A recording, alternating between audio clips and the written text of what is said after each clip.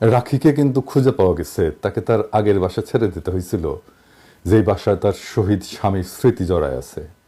আমরা বাড়িওয়ালার সাথে কথা বলছি, যদিও নতুন ভাড়া হয়ে গেছে, কিন্তু আমরা চেষ্টা করতেছি তাকে আগের বাসাতেই তুলে দিতে।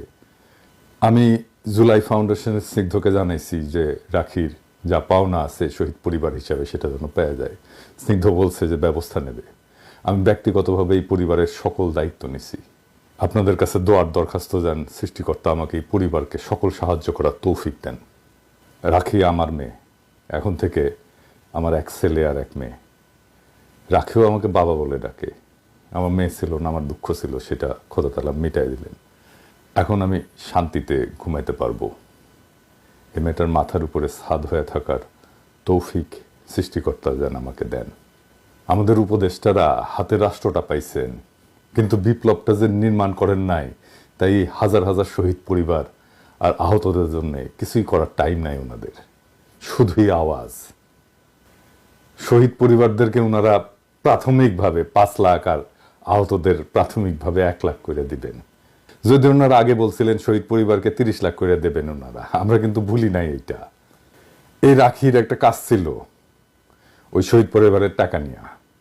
তো সার্জিস জুলাই ফাউন্ডেশনে যাইতে বলছিল, মেয়েটা গেছিল, সার্জিস ছিল না। এরপরে মেয়েটা ফোন দিছে 3 সপ্তাহ ধরে, সার্জিস ফোন ধরে না। কেন সার্জিস? উপদেষ্টা তো এখনো হও নাই, তাই না? তার আগে উপদেষ্টা হও, তারপর না হয় এত ব্যস্ত হইও। এই অভিযোগ সত্য না মিথ্যা আমি জানি না, কিন্তু আমার মেয়ে তোমার কাছে সাহায্যের জন্য যাবে না। ওর তোমাদের সাহায্যের দরকার নাই। যদি সাহায্য করতে চাও, ওর বাসায় যায় শুনবা কি কাজ ছিল। করে দিতে পারলে করে দিবা, না করলেও ক্ষতি নাই। এখন আমি এরকম অসংখ্য শহীদ পরিবারের অভিযোগ পাইতেছি, তাদের উপেক্ষার গল্প শুনতেছি, তারা কি নিদারুণ কষ্টের জীবন পার করছে তা শুনতেছি। তাদের সাথে কি অপমানজনক আচরণ করা হচ্ছে, কি নির্মম আচরণ করা হচ্ছে, উপদেষ্টারা কেউ কেউ করছেন, সেটাও শুনছি। আমি রেকর্ড রাখছি। আমি সাবধান করে বলতে চাই, শহীদ পরিবারের সাথে এই আচরণ বন্ধ না হলে আমি কলে সবার নাম কয়ে দেব কে কি আচরণ করছে।